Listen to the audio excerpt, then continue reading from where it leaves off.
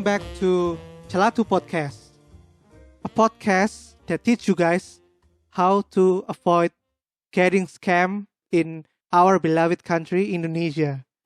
I'm your host Aryo, and I'm your host Jubrek. So, in case everybody haven't noticed, Jubrek has been missing for 2 weeks, right? Yeah, 2 weeks. For 2 episodes. I'm fucking back. Why? Spooky. I'm like Heisenberg. So you're saying that after missing for 2 weeks, now you're become a badass? I just felt like it. No particular reason at all. Yeah, you put a lot of burden to us, you know. First of all, today is our National Independence Day, the 17th of August. So, happy National Day for Indonesia. Woo! And because of that, we want you to know that Indonesia is actually a really cool country, despite its problem, of course. Yep, But there's no country without problems. right. For all of my international friends who haven't come to Indonesia, I hope that after you are hearing this podcast, you will have an urge to come here to Indonesia to visit our beautiful countries. So first of all, Indonesia is the biggest archipelagos country in the world, meaning that our country is divided by 1,000 kind of island, right? Yeah, 17,000. Oh shit, so many. I haven't noticed that we have that many island, you know. And also, Indonesian is so rich in culture, especially in historical culture and also food culture. So there's tons and tons of crazy good food here in Indonesia. But we'll talk about that later. So first of all, we will also like to say to you as a disclaimer, we are not an expert in tourism. So we might have slight different opinions with other people, and also we might not the best knowledgeable people to know about Indonesian tourism. But as a local, I would assure you that you will learn something from us today. And also, I would like to thank you for all of you who would bear with us, because we are not an English speaker, you know. So in today's episode, we will cover a range of things that you will learn as a tourist when you come to Indonesia. That will be food, modes of transportation, the safety in our country, where to stay, yeah, and this is the most important part, how to avoid getting scammed in our country, in Indonesia. There's a lot of questions that my friends ask. So the first one will be Matthew, my good friend from America. He also has his own podcast Called what? called The Matthew Aaron Show. So if you like a podcast that's talk about a wide range of topics, like what's happened in America, Oh, about COVID, you can go to The Matthew Aaron Show. He's a really good podcaster, and I really respect him as a podcaster too. So thank you, Matthew, for asking us a question. thank you, Matthew. So yeah, he want to ask about our crime and food safety in Indonesia, and also how to avoid getting ripped off in our country. For example, like if you go to a traditional market, let's say a Coca-Cola usually is $1, but in such traditional market they would say, oh, it's $5, because we are not native Indonesian, we are tourists. Oh, okay. I see. So they They raised the price. raise or mark up the price because they're tourists. They can't speak Indonesian. When visiting Indonesia, only visit a place that has a clear Price tag. price sign. Yeah. So it's either supermarket or local shop that has price sign. Never go to any shady place or any place that don't serve you any menu or any price list. Just avoid those places. You can find Indomaret, Alfamart. Yeah, it's called like a mini market. It's like small mini market like 7-Eleven, I think. So about food safety and crime, This is hard to judge. Different areas have different kind of treatment, but most area, I think it's safe if you walk around in the neighborhood or in inside the town from 8 to 10 p.m. I think 8 a.m. to 10 to p.m. 10 p.m. Yeah, after that it would be really dangerous in some places, especially in non-crowded area. We have this thing called begal. It's like street robbery. Yeah, Yeah. street robbery. You can get robbed by some knife or I don't know what's this thing called. Celurit. They don't have such thing. Just call it like a knife. Get your things robbed. Stay away from non-crowded area place above 10 p.m. Or dark road or dark street. Yeah, or some alley. Yeah. Just stay indoor, maybe clubbing or I don't know. Netflix and chill. No. If you're visiting some country, you wouldn't have any time to watch Netflix. And also about food safety. This is a hard choice because, as you may know, a lot of places in Asian that serve a really good food is actually not from a restaurant or a 5-star restaurant. They usually serve the best food in some Local street food. Yeah, local street area. It's really hard to guarantee that the food is clean or healthy because they do the dishes. They don't really show us the whole process.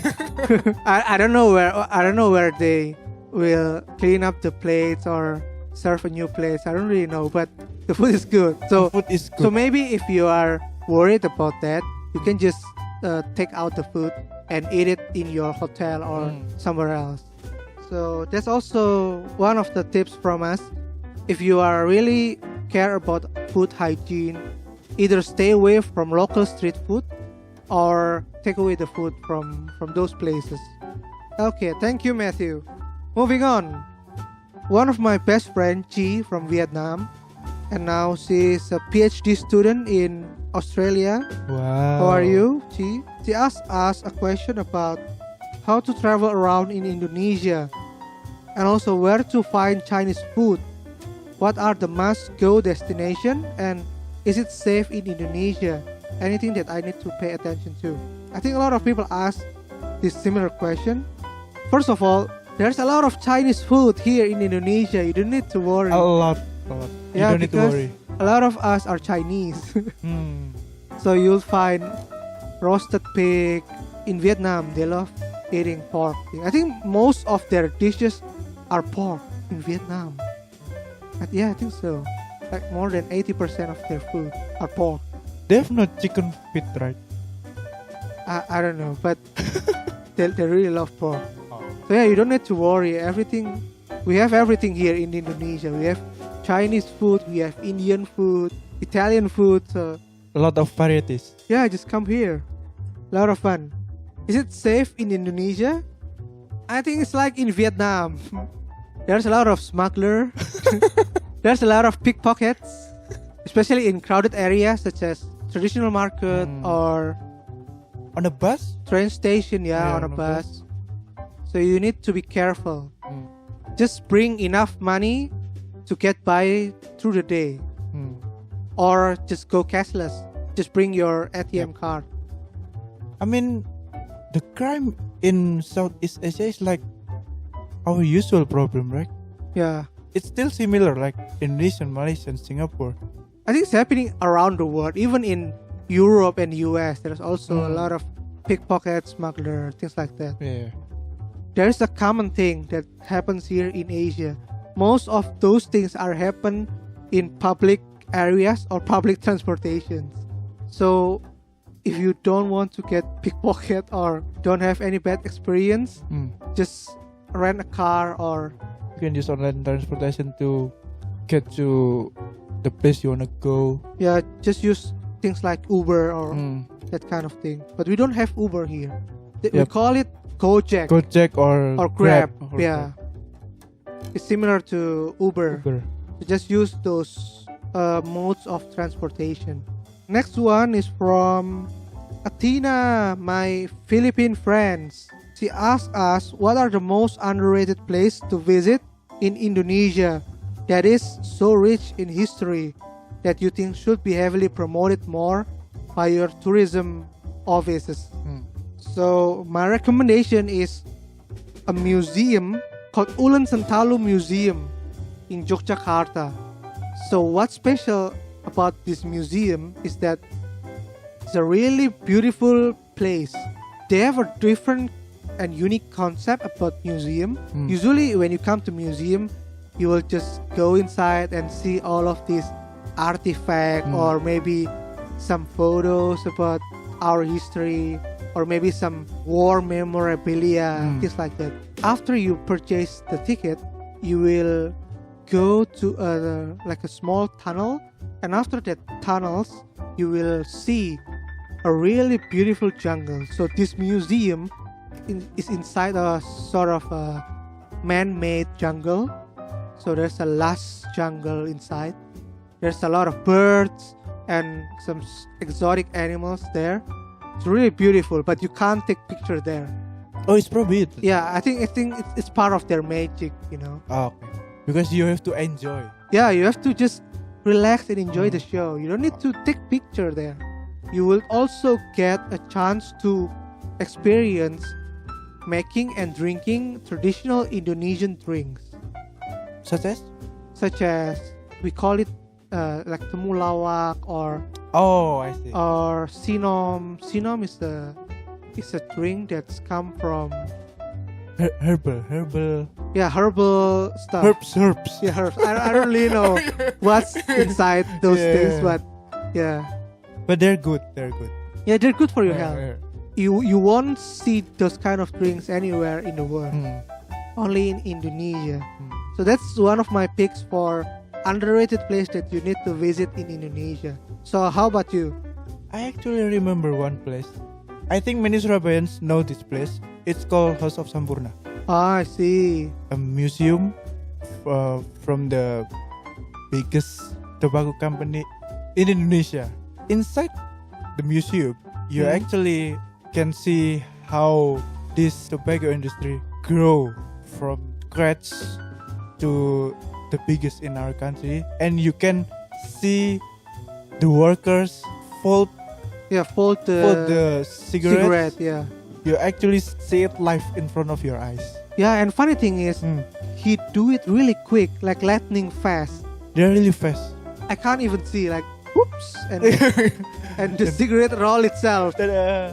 So before we continue answering all of your questions, we will talk about where to stay when you are in Indonesia. For lodging, I think most of us now has an app called Airbnb. Yeah, you can use those in here because we have Airbnb. If you are on a budget, you could stay in a capsule hotel. Most of the people right now is traveling light. They call it backpacker traveling. Yeah, backpacker traveling. Yeah, and it's also cheap, you know. If you like to engage with people from Different around cultures. the world, yeah, or you like to share stuff or stories to new people who you meet, I would recommend you to stay in capsule hotel. If you like luxury things, you like to be pampered, then you can just stay in JW Marriott. yeah in those 5-star hotels. Yeah. So also great friends Vido, she asked us list of food that can't be missed when traveling to Indonesia. This is our specialty. We really like to eat, so we know a lot of good food here. Number one. My number one pick would be nasi padang, or the world known it as rendang, beef rendang. When you come to Padang restaurant, I would say it's a cultural experience. You will just sit down and then they will serve you with all of those dishes, like 10 or 20 plates in front of you. Some of you might shock. Why they give us all the food? I haven't ordered anything, but that's how it works. So they will serve you all of their food that they have, and you can just pick which one would you like, and you pay all of those dishes that you take. That's simple. But they have a lot of good foods in Padang restaurant. one of the things that I would suggest is the beef rendang. Sate Padang. Sate Padang, what's called in English? Padang kebab, right? Shish kebab. Shish Padang shish. Like those meat skewer. Yeah, meat skewer. Yeah, I think the best way to describe it is meat skewer thing. The sauce is top notch. Wah, kucing. Top notch. I would also recommend you to try soto. I think you Soto. can't find anything in the world that Nope, resembles soto. not anywhere. How do I describe soto? Yeah, it's a soup dish that has either beef or chicken Chicken. and mixed with a lot of herbs and also coconut milk. And it's yellow. Yeah, It's yellow. because of the turmeric. Don't let the color scare you. It's actually really good. It's good. It's fucking good. It's fucking good. Is soto your favorite food? It's actually my comfort food. So you really love eating soto.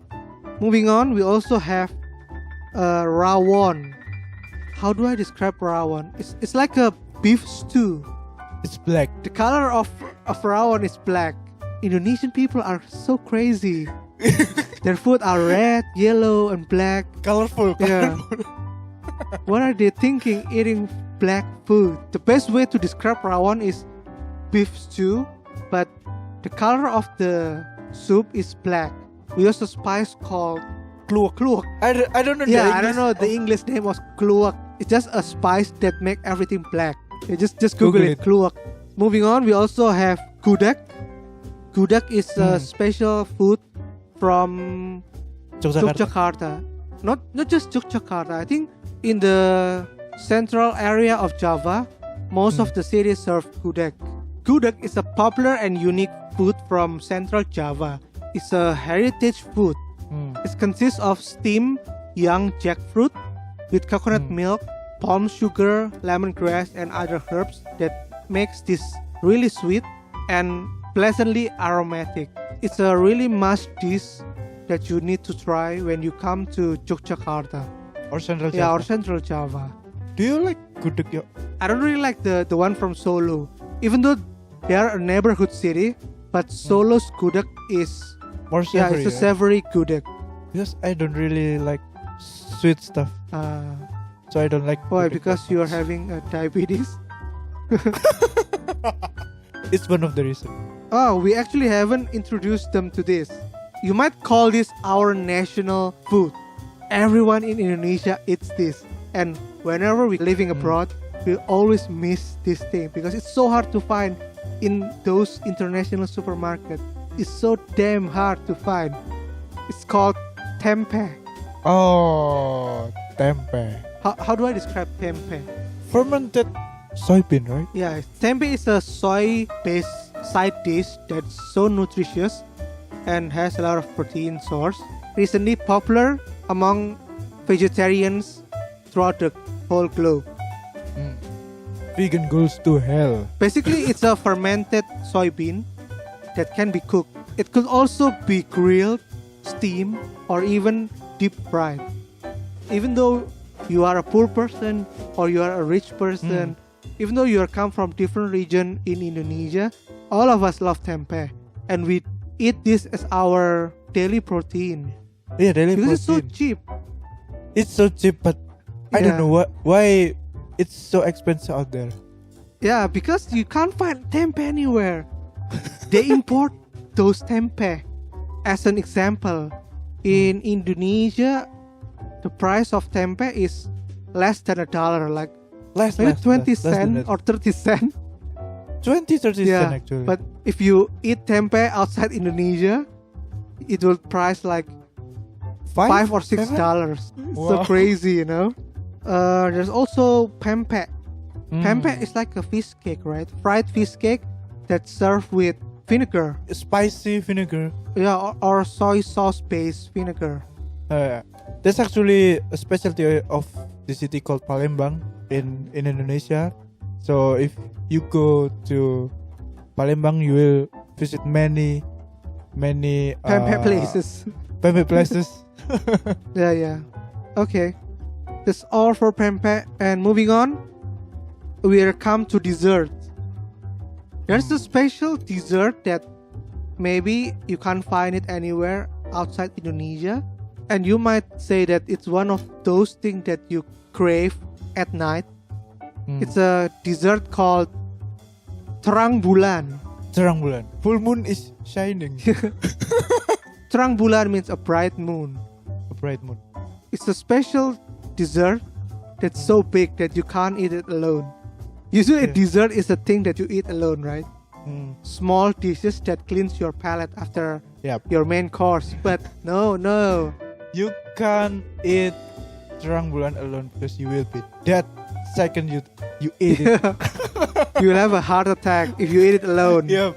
There's so much calories in it. You can Google terang bulan. It's spelled T-E-R-E-N-G. Bulan. Yeah, terang bulan. It's a really big dessert made from a lot of butter.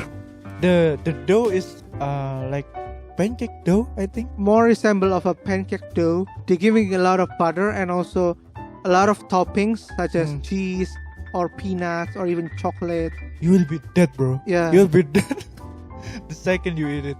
If you know any Indonesian and they suddenly want some dessert that remind them of their hometown, I guarantee you most of us will think of this dessert. But some of us say terang bulan is martabak manis. Yeah, screw those people that say martabak manis. It's Those not. people can go straight to hell. We don't call it sweet martabak here. We call it terang bulan. Yeah, because there's a dispute between us, people from outside our capital city, Jakarta, and the people in Jakarta who always say sweet martabak, sweet martabak. No, there's no such thing as sweet martabak. Yeah, there's only terang bulan. Terang bulan. Yeah, so don't follow those fuckers in Jakarta. Yeah, and last but not least, we have sambal and kerupuk.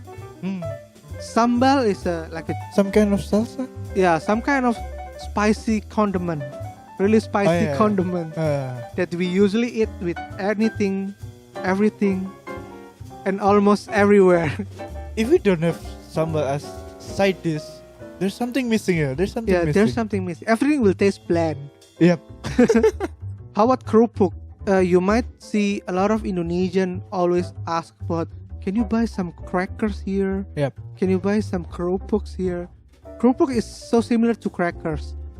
And I don't know, for some unknown reason, most of us can't eat anything without something crunchy. Yeah, that's true. That's true. I can't eat the fried rice without something crunchy, you know. So I always need my kerupuk, cracker, or some kind of chips. Kerupuk is, I think, one of the most iconic side dishes that you could find in Indonesian food, because everyone will add these crackers to their food.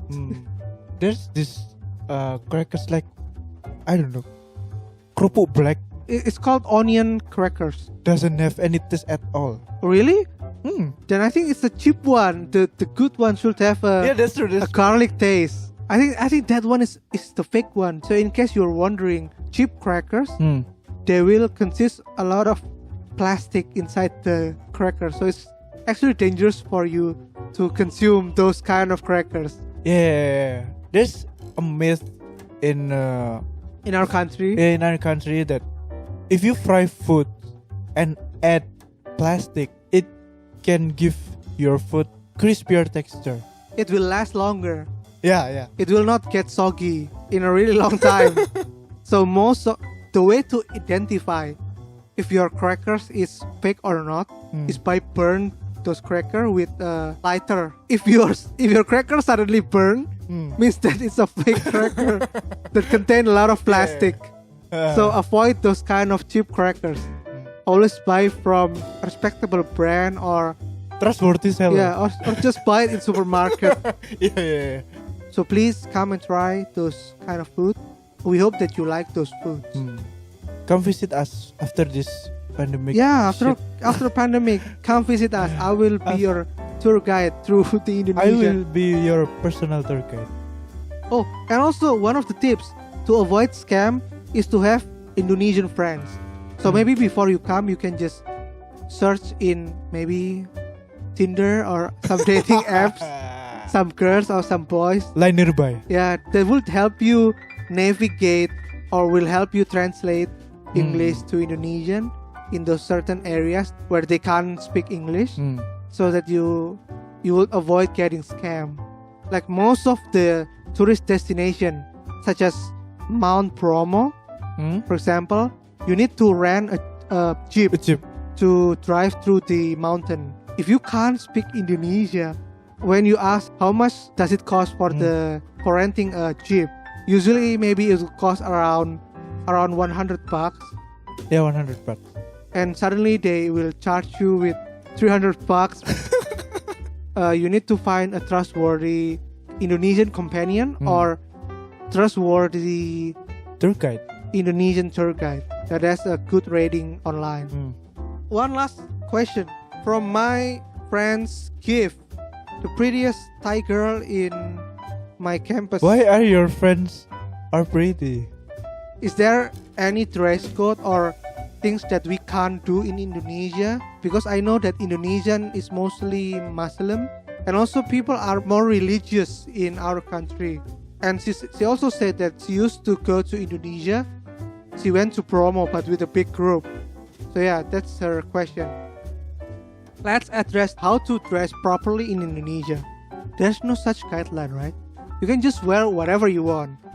That's why I encourage you to maybe visit Bali Island first, because I think they are more lenient about this kind of religion or the strict rule. Yeah, the strict rule, and you wouldn't get a big culture shock when you are visiting Bali. They are accustomed to having international visitors from around the country, so they are more open-minded than most of us. You can wear anything you want unless you are going to some sacred places, like for example like a king's tomb.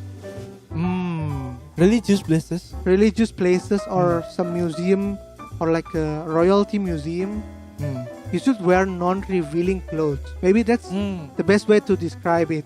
Yeah, non-revealing clothes. Besides those places, if you want to go to beach or to tourist places, I don't think they would really mind your clothes. You can just wear whatever you want. I do have some guidelines about the dressing. Oh, really? If you go to big cities like Jakarta, Surabaya, Bali, Jogja, maybe they are more open-minded.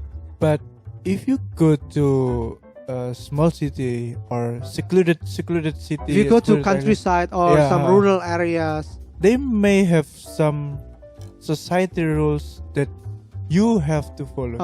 So maybe, for example, wearing revealing clothes. Okay.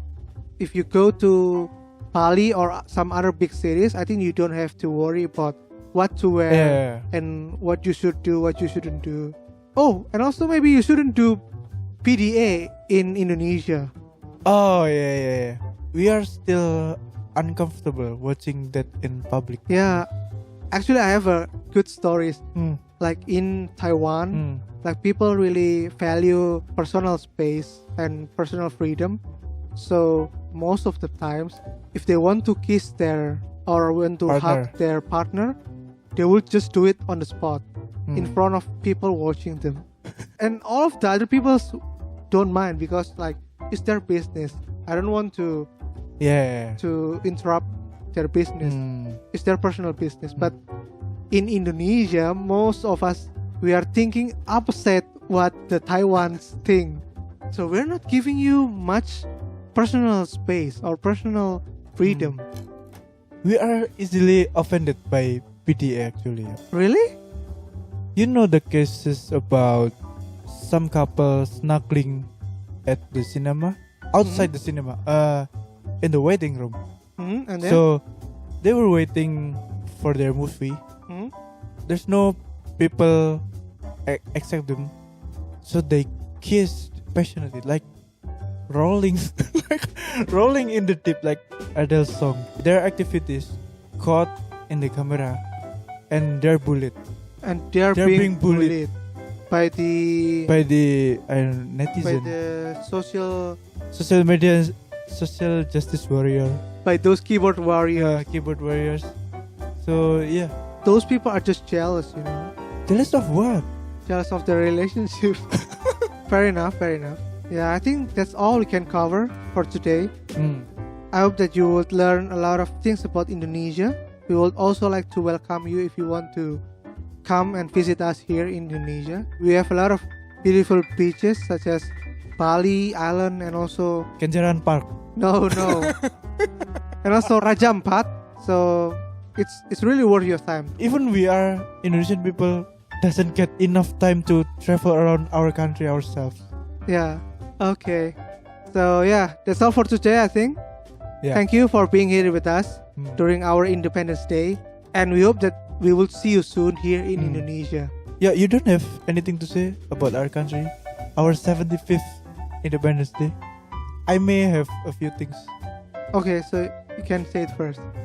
We really love our country. Like, despite all the problems, all the politics, we love our country for sure. But we don't love the government. I think a lot of countries have the same problem. Even in Thailand, they are under dictatorship of their current leader, you know. And also in the US, as you may know, Trump is reign over there and make everything chaotic. The president I voted disappointed me, so I don't know. So you hope that in the future, maybe the new president will be much more capable handling Indonesian. Show some dignity, show some balls, Show some guts. yeah, show some guts. Okay, maybe for me is because I love Indonesian tourism. I do hope that the government will finally realize that tourism is actually one of those key things that we need to push in order to make Indonesian a global tourist destination. Besides maybe sending a lot of our people become famous worldwide, like Rich Brian, Yeah, one of the successful people from Indonesia. Nikki. Yeah, maybe we need more people like that to make Indonesia more famous. Yes, so that's all for today. Thank you for you all for listening. And Don't forget to follow us. yeah, don't forget to follow us on Instagram at Celathu and also our YouTube channel, Podcast Celathu. So we hope to see you soon, and I'm really sorry that this is a special episode that we talk in English. For the first time. Yeah, for the first time in this channel. Maybe we won't talk using English soon. I know a lot of you are keep asking me to talk in English because they really want to listen to my podcast, but they don't understand. It's always in Indonesian. Maybe in the future I will make more English episode. Okay, so that's all for today. See you soon. Bye-bye. Bye.